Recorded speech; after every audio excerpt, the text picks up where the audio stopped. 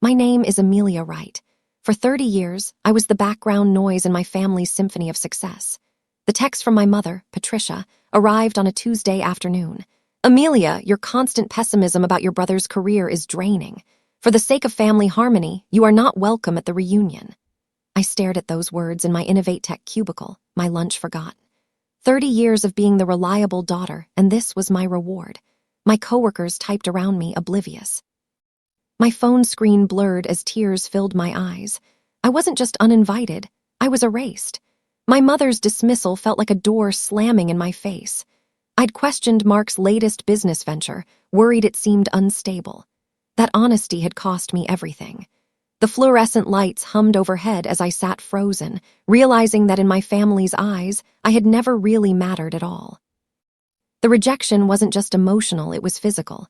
My chest tightened like someone had wrapped steel bands around my ribs. Pessimism? I'd only expressed concern. But questioning the golden child was unforgivable in the Wright household. My steady project manager career was boring. Mark's chaotic job hopping was ambitious. I drove home in a daze, barely seeing the traffic lights. Inside my quiet apartment, the silence felt heavy. Every surface seemed to mock me with memories. The family photos I'd carefully framed, the birthday cards I'd saved. I was the dependable one who remembered everyone's birthdays, who helped Mom with holiday cooking, who listened to Dad's long business stories. But having an opinion, that made me expendable. I sat on my couch as darkness fell, not bothering to turn on lights. The pain settled deep in my bones, cold and clarifying. My phone buzzed, the family group chat. My sister Brittany had posted photos and a message dripping with excitement. It's official. We've booked the breathtaking Grand Pine Peak Resort for the reunion, a whole week of luxury to celebrate our amazing family.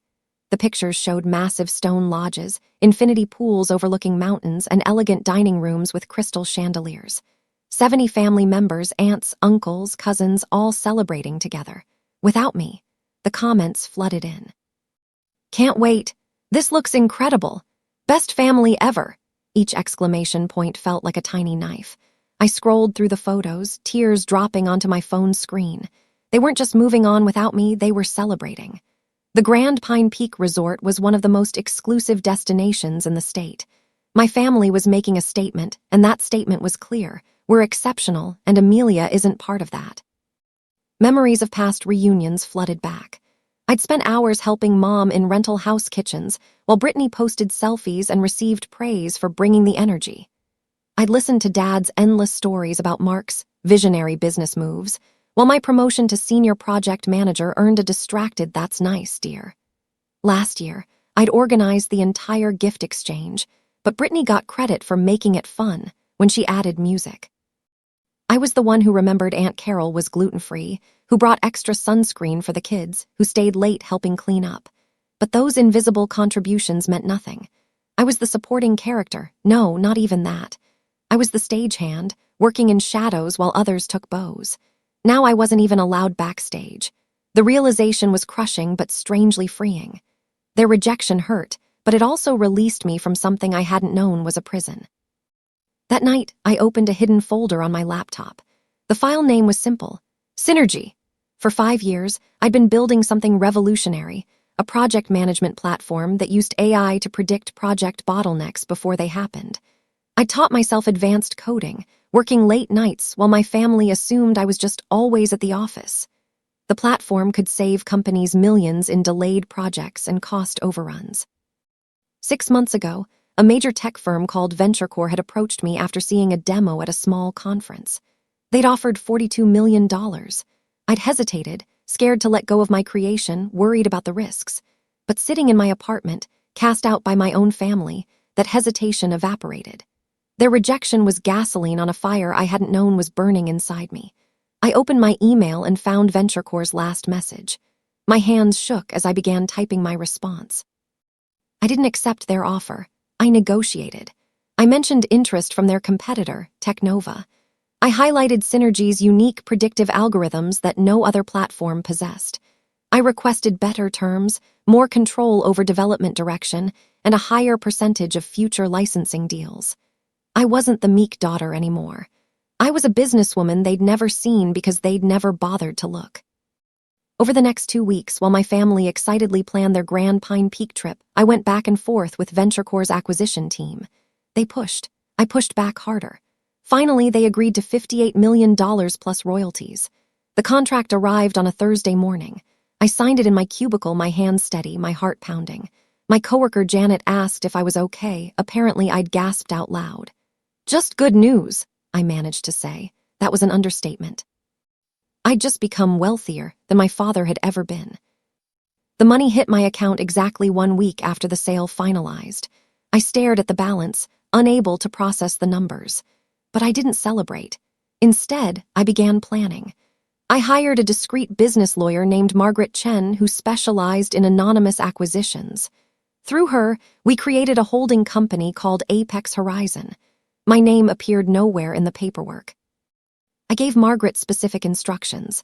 Find out everything about Grand Pine Peak Resort, ownership structure, financial status, any interest from potential buyers. She called back 3 days later with fascinating news. The current owners, the Morrison family, were elderly and wanted to retire. They'd been fielding offers, and one very aggressive bidder had emerged in recent weeks. My blood ran cold when Margaret said the name, Wright Celebrations, my father's event planning company. This wasn't just about a family reunion anymore. This was war. Margaret explained that Dad's company wanted Grand Pine Peak as their permanent flagship venue. They'd host corporate retreats, weddings, and elite gatherings. It would transform Wright Celebrations from regional to national. The family reunion wasn't just a party, it was a scouting mission. Dad was already negotiating to buy the resort. Everything clicked into place. The expensive booking, the week-long stay, Mom's posts about celebrating our family legacy, they were planting their flag. And I'd been excluded from this massive business move. This family milestone, this moment of Wright triumph. Rage burned through me, but it was cold rage, calculated.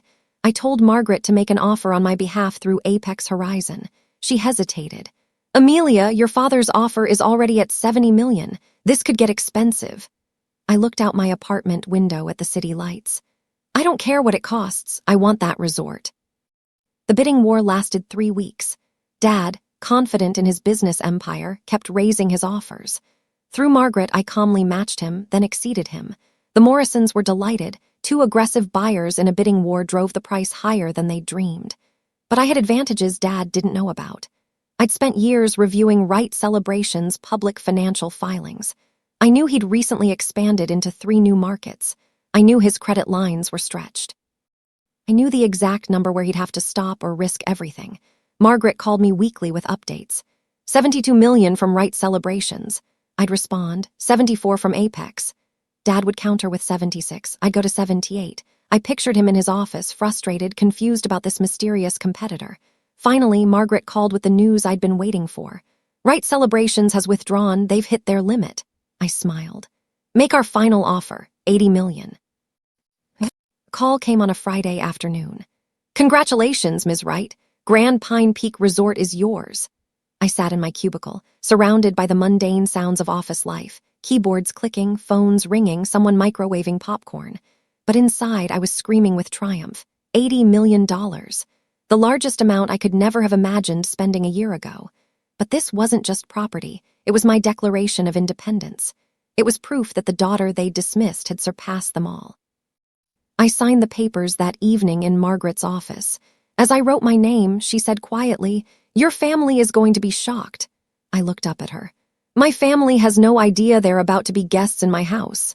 The power shift was complete. They'd cast me out. Now I literally owned the ground they'd walk on.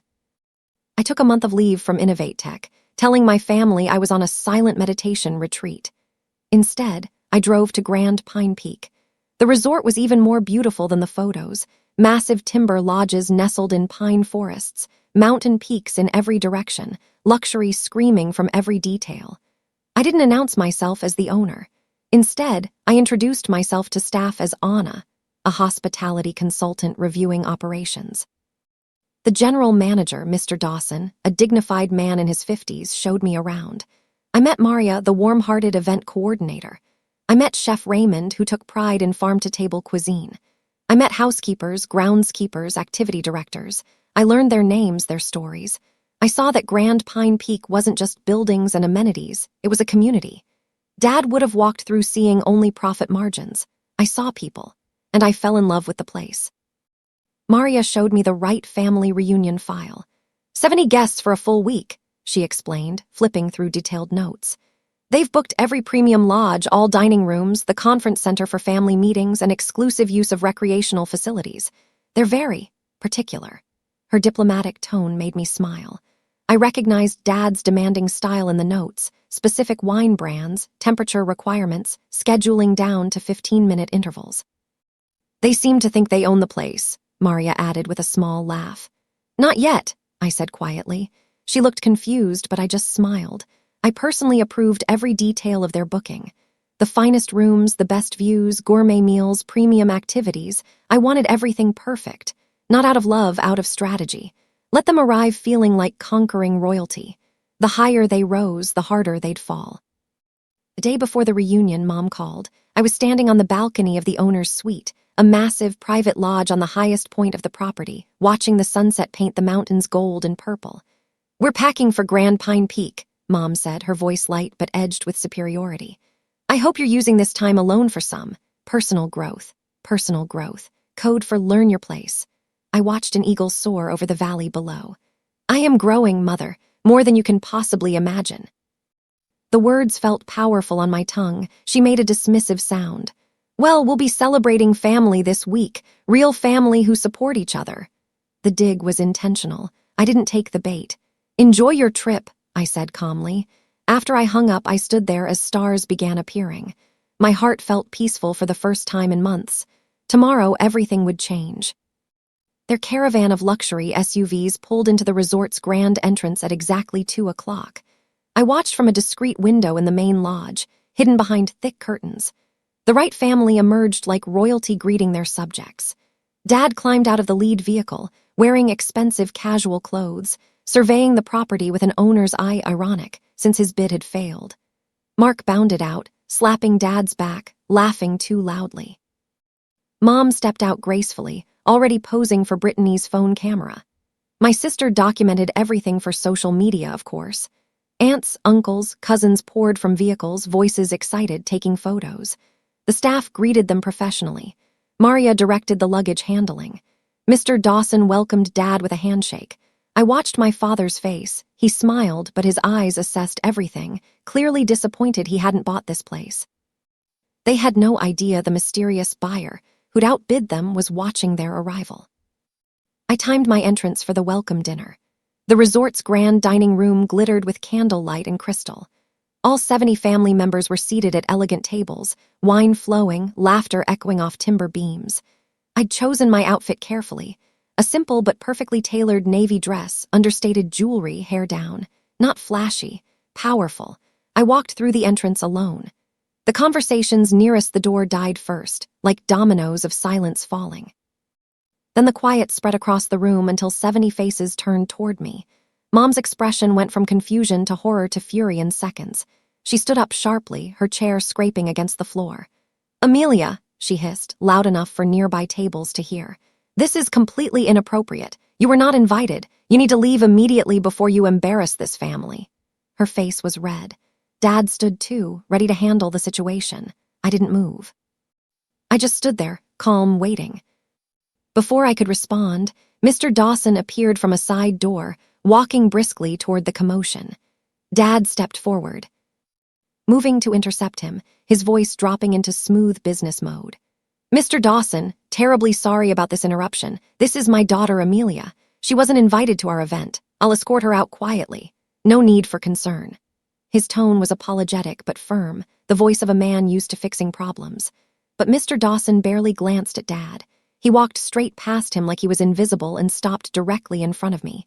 The entire room held its breath. "Ms. Wright," Mr. Dawson said clearly, his voice respectful and professional, carrying across the silent dining room. "The final quarterly financial reports are ready for your review at your earliest convenience."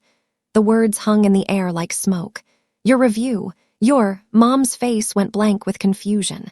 "Your convenience," she repeated slowly. Mr. Dawson turned slightly toward my mother, polite but matter of fact. Yes, ma'am, the owner's review. He gestured toward me. The silence that followed was absolute. Someone's fork hit their plate with a tiny clink that sounded like a gunshot. 70 pairs of eyes stared at me, shock, confusion, disbelief painted on every face. The invisible daughter had suddenly become the center of their entire universe. I watched my mother's face drain of color. Dad's expression was frozen, his mind clearly racing to make sense of what he'd just heard. Brittany's phone had stopped recording. Mark's confident smirk had vanished. Aunt Carol's mouth hung open. Uncle Steve blinked rapidly like he was trying to reset his vision. I let the moment stretch, savoring it. Then I spoke, my voice steady and clear. "Thank you, Mr. Dawson. I'll review them after dinner." He nodded and walked away, leaving me standing there. Mark recovered first, but his response was pure defense, mockery. "Owner, this is a joke, right? Did you get a job here as a maid or something? Is this your way of crashing the reunion?" A few nervous laughs rippled through the crowd, but they died quickly. Nobody was sure what was happening. I kept my eyes on Mom's face. She looked like she'd seen a ghost. "No, Mark," I said calmly. "I don't work here. I own Grand Pine Peak Resort. I bought it 6 weeks ago." The truth landed like a physical blow. Dad sank slowly into his chair. Mom grabbed the table for support. Brittany's face went pale. "That's impossible," Dad finally whispered. "We were bidding on this property. We were the mystery buyer who outbid us. That was you." I nodded slowly. The shock rippled outward through the room. Cousins whispered to each other. Aunts stared. The weight of realization crashed over them like a wave. I didn't stay for dinner. I turned and walked out, leaving them in chaos. But the next morning, I summoned my immediate family to the resort's private boardroom, just Mom, Dad, Mark, and Brittany. They arrived looking exhausted and angry. I was already seated at the head of the long marble table when they entered. The power dynamic was physically obvious. They sat reluctantly, none of them speaking. "I know you wanted to buy this resort," I began without pleasantries. "Wright Celebrations needed it to go national. This was supposed to be your flagship property." Dad's jaw clenched. "But my offer was better." I let that sink in. "How?" Dad's voice was hoarse, desperate. "How could you possibly afford $80 million? I met his eyes. "I sold Synergy, the project management software I built over 5 years, while you were all too busy celebrating Mark's genius to notice I was creating something revolutionary." Mom's face twisted. "That's impossible." "It's very possible," I continued. "VentureCore paid me $58 million plus royalties. Turns out, software that predicts and prevents project failures is incredibly valuable." I pulled out a folder and slid papers across the table, screenshots of the sale agreement, bank transfers, everything. "I built it at night, while you thought I was just boring Amelia with her boring job." Mark stared at the papers like they were written in a foreign language. Then I dropped the real bomb. "But I also know something else. Wright Celebrations is bankrupt without this acquisition." Dad's face went white. "You've overextended into new markets. Your credit is maxed. The deposit for this reunion cleaned out your operating accounts. You weren't here just to celebrate family. You were here to close the deal that would save your company." I watched realization and shame flood my father's features. "You needed this resort, and I took it." Dad slumped forward, his hands covering his face. The mighty Charles Wright, the man who dismissed my career as safe and uninspired, was defeated. Mom found her voice, but it shook with fury. "You set us up, you destroyed us. What kind of daughter does this to her own family?" Her tears were hot with rage, not regret. I stood, my decision already made. "I didn't destroy you. You destroyed yourselves when you decided I wasn't good enough to be part of this family. When you uninvited me because I dared to have an opinion, I just stopped you from taking me down with you." Brittany spoke for the first time, her voice small. "So what happens now?" I looked at each of them. "Your event is canceled. You will vacate the property by tomorrow morning, all 70 of you." Mom gasped. "You can't." "I can," I interrupted. "I own this resort, and I'm exercising my right to refuse service." Dad tried to negotiate, his voice desperate. "Amelia, please. We can work something out. I'll apologize. We'll include you in everything. Just let us stay. Let us save face." Save face. Even now, it was about appearances. "No," I said simply. "This ends today." I pushed another document across the table. "This is a notice of breach of contract. Wright Celebrations owes this resort a non-refundable deposit of $200,000 per the cancellation terms you agreed to. Since your company cannot pay, I'm placing a lien on your business assets." Mark exploded. "You can't do this. This is our family business." "Your family business," I corrected. I was never really family, remember? I walked to the door, then turned back. You have 24 hours. Mr. Dawson will coordinate your departure. I left them sitting there, destroyed. As I walked down the hallway, I felt lighter than I had in years. The weight of their expectations, their dismissal, their casual cruelty, all gone. The exodus was chaotic. 70 confused, angry, embarrassed family members packed their bags and checked out. Whispers and speculation ran wild. Amelia owns this place. How is that possible? Did you know she was rich? Nobody had known. I'd been invisible to them. Some cousins tried to approach me, suddenly friendly, suddenly interested. I was polite but distant. The people who'd ignored me for years weren't suddenly my friends because I had money. Mom and Dad left without saying goodbye. Brittany sent me a long text that was half apology, half accusation. I deleted it without responding. Mark posted something vague on social media about family betrayal, but deleted it within an hour, probably realizing it made him look pathetic. By sunset, the resort was empty and peaceful again. I stood in the main lodge, watching the last SUV disappear down the mountain road. It was over. 3 weeks later, a business courier arrived at my father's office with foreclosure notices. Wright Celebrations couldn't recover from the failed acquisition and the lost deposit. The company that Dad had built over 30 years collapsed within a month. He sold off assets, downsized to a tiny office, and took contract work just to survive. The Wright family legacy, the thing they'd celebrated, the thing I wasn't worthy to be part of, crumbled.